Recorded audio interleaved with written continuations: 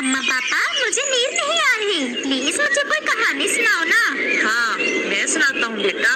बेटा, मैं तुम्हें कुछ बातें बताना चाहता हूँ पहले, फिर मैं तुम्हें अपनी जिंदगी की कहानी सुनाऊंगा। वो ये कि बेटा देखो, तुम्हारे मम्मा पापा तुम्हारे साथ हैं और हमारे पास तुम हो। हम स्वस्थ हैं, दाना पानी की कोई कमी नहीं है। हमें इस जिंदगी की बहुत कदर करनी चाहिए, क्योंकि ये सब कुछ हर किसी के पास नहीं होता। हमें कोशिश करनी चाहिए कि जब ये सब खुशियाँ हमारे पास हो तो जिंदगी को मुतमईन होकर गुजारें, एक दूसरे का प्यार करें, एक दूसरे का एहसास करें, क्योंकि जिंदगी में दुख आते कोई पता नहीं चलता। मुझे आज भी वो दिन अच्छे से याद है जब मेरी माँ मुझसे बिछड़ गई।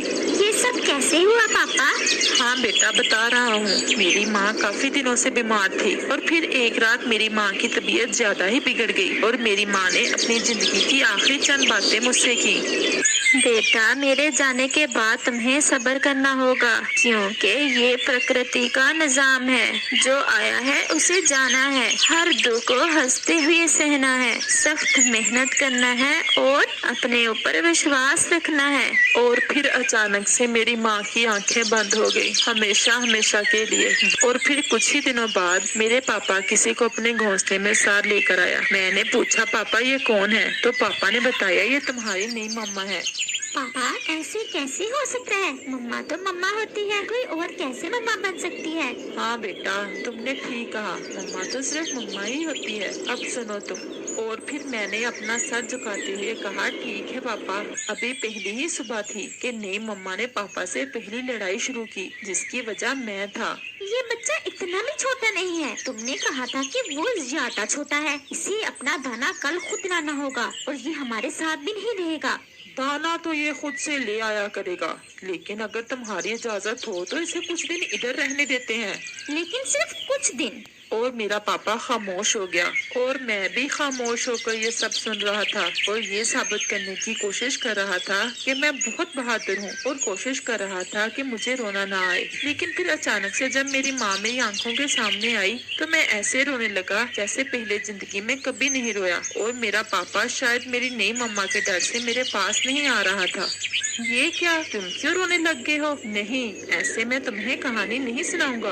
आपके पास सुनकर रोना आ गया। नहीं बेटा, इसीलिए तो मैं तुम्हें ये कहानी सुना रहा हूँ कि जिंदगी में जब खुशियाँ हो तो उनकी कदर करो और आने वाले दुखों के लिए तैयार हो। अच्छा पापा, फिर क्या हुआ?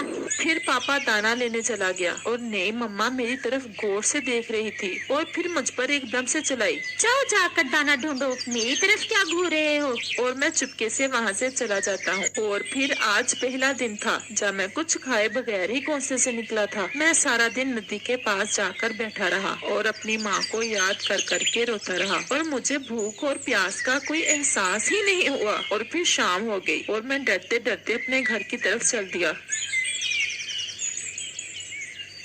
ये कोई वक्त है घर आने का? क्या करते रहे हो सारा दिन बाहर? आज पापा मुझसे ऐसे बात कर रहा था जैसे कोई अजनबी मुझसे बात कर रहा हो, लेकिन मैं डरते डरते बैठ गया और खामोश रहा। मैंने तुमसे कहा है इसे कहो अपना घर खुद बनाए, अब ये बड़ा हो गया है और अपना दाना पानी भी खुद करे। बस सोच रहा हूँ। और मेरा पापा फिर से खामोश हो जाता है। लेकिन आज मुझे रोना नहीं आया था। हाँ, अपनी माँ की बातें याद आ रही थी कि हर दुख को हंसते हुए सहना है। और मैं चांद की तरफ देखते देखते सो गया।